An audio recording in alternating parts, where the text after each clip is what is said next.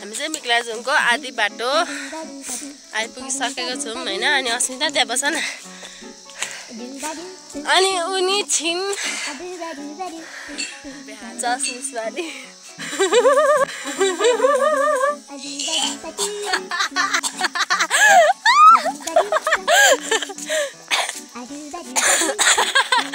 Guys ले मेरो साथीलाई धेरै कुराको बास्ना सुँगाएको छु हैन। साथीलाई धेरै कुराको बास्ना सुँगाएको छु हैन। मिठो मिठो औषधिको बास्ना के को उयो गरेको हैन गाइस, के को उयो गरेको हैन गाइस। लेखतिर के पाइन्छ भन्छ।